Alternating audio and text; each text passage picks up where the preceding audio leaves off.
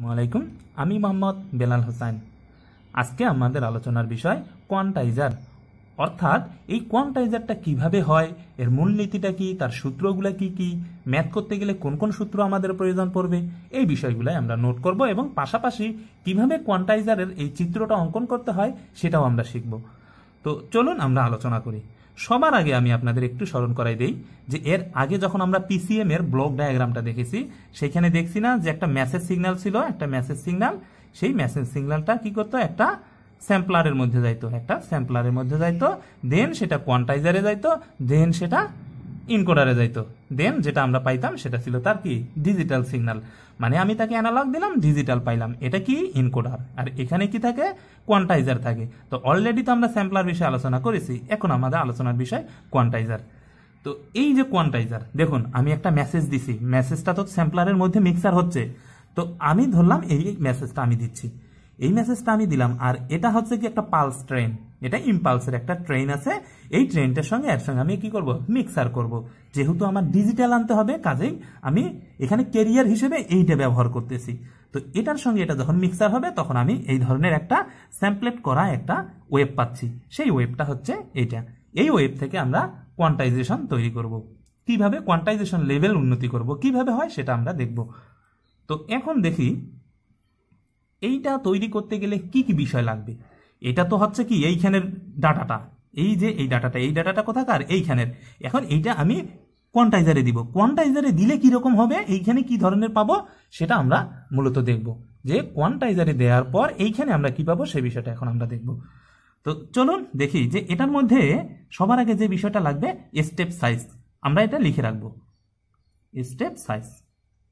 তো step size পাইলাম আমি, আর একটা এল থাকবে। এল হচ্ছে কি, এল হচ্ছে কোয়ান্টাইজার লেভেল। এই বিষয়গুলো আমরা মার্ক করে রাখবো। আর এটা হচ্ছে কি নাম্বার অফ বিট। তাহলে স্টেপ সাইজ দেখলাম, কোয়ান্টাইজেশন লেভেল দেখলাম, আর একটা নাম্বার অফ বিট দেখলাম। তো সবার আগে আমাকে এইটা ডাটা নির্ণয় করতে হবে। এটা ডাটা নির্ণয় করে দেখি কি আসে। স্টেপ সাইজ সমান সমান আমরা কি জানি, ই ম্যাক্সিমাম ই মিনিমাম ভাগ এল। এখন কথা হচ্ছে ই ম্যাক্স কি আর ই মিনিমাম কি।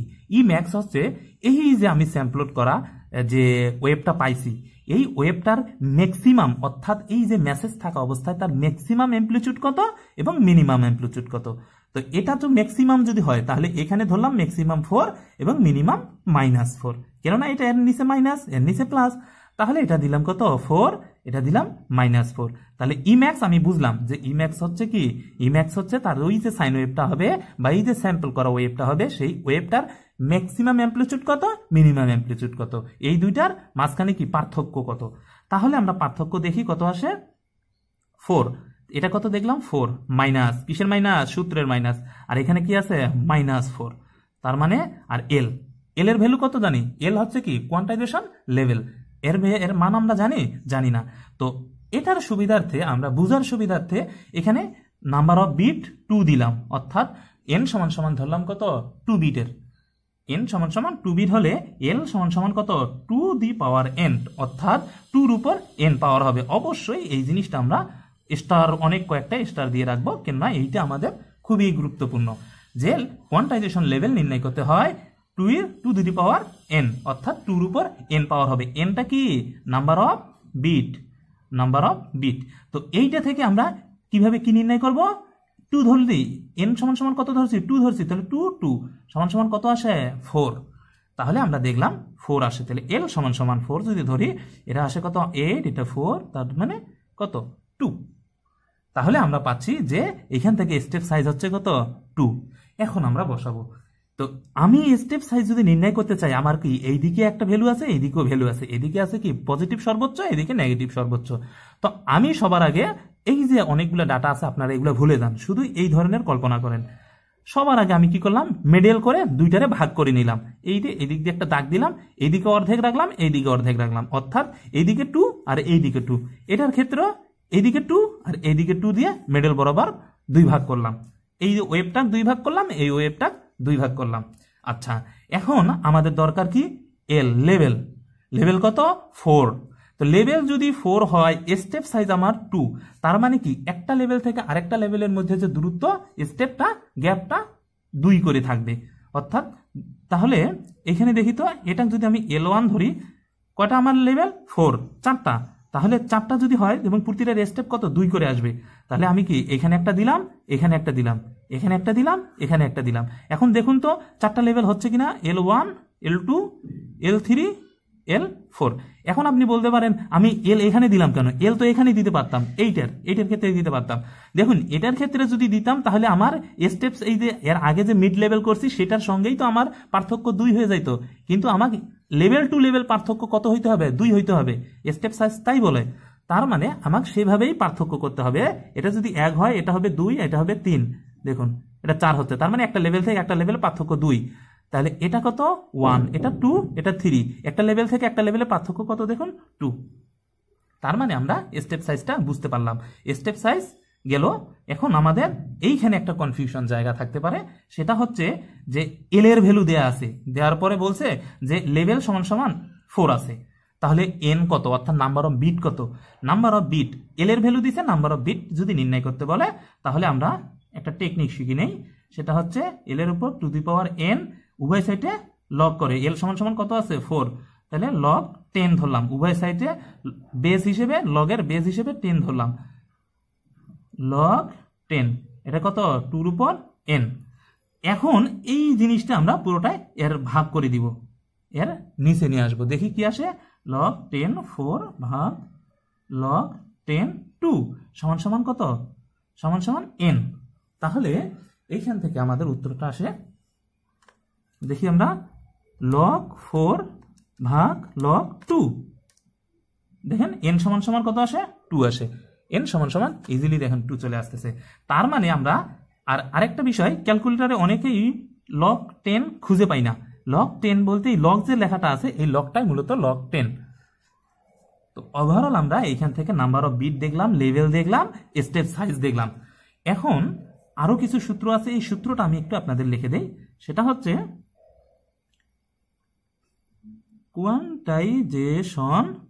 Quantisation error. কোয়ান্টাইজেশন এরর কি? এরর জিনিসটা হচ্ছে যে quantized amplitude voltage minus sample, অর্থাৎ স্যাম্পল ভোল্টেজ, অ্যামপ্লিটিউড ভোল্টেজ যেটা আমরা বলি, যে এর অ্যামপ্লিটিউড ভোল্টেজ আর এর অ্যামপ্লিটিউড ভোল্টেজ, এটা কোয়ান্টাইজেশন ভোল্টেজ, আর এটা হচ্ছে কি স্যাম্পল করা অ্যামপ্লিটিউডের ভোল্টেজ। কি সেটা আমি এখানে বোঝাচ্ছি এখন। তো সবার আগে যে বিষয়টা আমরা দেখলাম, স্টেপ সাইজ নির্ণয় করলাম, লেভেল নির্ণয় করলাম। এখন আমার কি করতে হবে? কোয়ান্টাইজেশন লেভেলে উন্নতি করতে হবে। তো কোয়ান্টাইজেশনের লেভেলের শর্ত অনুযায়ী আমরা কি জানি, যে অ্যামপ্লিটিউডটা, অর্থাৎ স্যাম্পল করা যে অ্যামপ্লিটিউডটা, সেই অ্যামপ্লিটিউডটার কাছাকাছি যে লেভেলটা থাকবে সেই লেভেলের মধ্যে সে কি হবে? ট্রান্সফার হবে। অর্থাৎ সে সেই লেভেলের মাধ্যমে হবে, হয়ে কি করবে? সবগুলো একটা ইন্টিজার সংখ্যা হবে।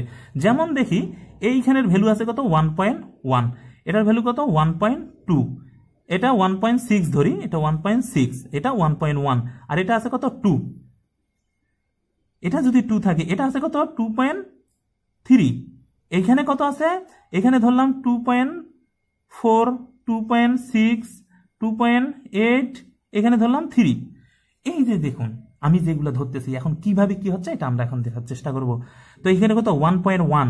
তো কার কাছাকাছি, কোন লেভেলের কাছাকাছি আছে? দেখুন তো, L3 না L4 এর কাছাকাছি আছে এই যে অ্যামপ্লিটিউডটা? L3, যেহেতু 1, এটা যদি ধরি 1, তাহলে 1 এর উপর যাচ্ছে, তাহলে সে কি হচ্ছে? এই 1 এ চলে আসলো। অর্থাৎ আমি চিত্রটা যখন অঙ্কন করব তখন এই 1 এ নিলাম। এরপরেরটা কিসে আছে? এরপরটা 1.6, মানে 2 কাছাকাছি। তো 2 কাছাকাছি যদি হয় তাহলে আমি তাকে 2 তে নিয়ে গেলাম, অর্থাৎ এই 2 তে নিয়ে গেলাম। দেখুন সে এটা হলো। আচ্ছা এখানে কত? 2.3, 2.4, 2.6, 2.8, সব 3 এর কাছাকাছি, অর্থাৎ 3 এ চলে গেল, সে সরাসরি 3 এ লেভেলে গেল, 3 লেভেলে উন্নতি হলো। এখন দেখি সে এইগুলা ধরলাম কত? 2.6, 2.8, তাহলে এই যে 8, 6 সবগুলো এর কাছে গেছে, কিন্তু 2.4, 2.3, তার মানে কি এটা কিসের কাছাকাছি আসছে? অর্থাৎ 1 এর কাছাকাছি আসতেছে, সরি 2 এর কাছাকাছি আসতেছে। দেখুন 3, 4, 5 যদি হইতো তাহলে মিডল পয়েন্টে থাকতো, সে তো 5 হচ্ছে না। তাহলে সে কি হচ্ছে? এইখান থেকে নিচে এসে এই 2টা এর ভিতরে যা ঢুকছে, আর এই 2টা এর ভিতরে এসে ঢুকছে, এর ভিতরে এসে ঢুকলো। তাহলে সে এখানে হইলো, হওয়ার পর সে এরকম হইলো, এখানে চলে আসলো। আবার এইটার ক্ষেত্রেও দেখুন, এটার ক্ষেত্রে সে মানে এই এর অ্যাম্প্লিটিউডটা এর কাছাকাছি হলে সে এইটাই যায় ঢুকবে, এর অ্যাম্প্লিটিউড এর কাছাকাছি হলে সে এইটাই যায় ঢুকবে। মোট কথা হচ্ছে কোনো পয়েন্টিং সিস্টেম এখানে থাকবে না। এই এই এই এই সিস্টেমটা এইরকম যে এই লেভেলটা সে এরকম একটা লেভেলে উন্নতি করলো, দেখুন এইরকম একটা লেভেলে সে উন্নতি করলো, এরকম একটা লেভেল হইলো। দেন এইটা থেকে যায় আবার এরকম। এইখান থেকে এখন আমরা তাকে কি করব, কোথায় দিব, এইখান থেকে তার আমরা ইনকোডারে দিব। এখন যদি তাকে ইনকোডার দেয় তাহলে সে ইজিলি আমাদের বাইনারিতে কনভার্ট করে দিবে। আমরা মূলত এই ধরনের কোয়ান্টাইজেশন লেভেলে উন্নতি করার জন্যই কোয়ান্টাইজারে দেই। তাহলে কোয়ান্টাইজারে দেওয়ার উদ্দেশ্য আমরা বুঝলাম, কোয়ান্টাইজড লেভেলে উন্নতি করা, তাহলে আমরা উন্নতি করলাম, দেন আমরা এখন ইনকোডারে দিব, বাইনারি পাবো। তো ওভারঅল হিসাব আমাদের ওইখানে শেষ। তো এই জায়গা থেকে কোয়ান্টাইজেশন এরর বলতে তাহলে আমরা কি বুঝতেছি, এই যে এই ভ্যালুটা তো স্যাম্পল করা ভ্যালু, কেননা সে ক্যারিয়ারের সঙ্গে অর্থাৎ এর সঙ্গে যখন মিক্স হয়েছে, এটা যেভাবে পরিবর্তন সেইভাবে পরিবর্তন হয়েছে কিগুলা, ইম্পালসগুলা। তো ইম্পালসের ভ্যালু এখানে কত 1.1 আর এখানে কত 1। তাহলে কোয়ান্টাইজেশন এরর এই জায়গায় কত, দেখুন এই দিক দিয়ে গেছে, তার মানে এই যে বাকি যেগুলো ছিল এগুলো তো তার এরর হয়েছে, অর্থাৎ এইগুলা দেখুন এগুলো এরর, এই যে এইখানের এগুলো সব এরর হয়েছে, এইখান থেকে এইখানে এগুলো সব এরর হয়েছে।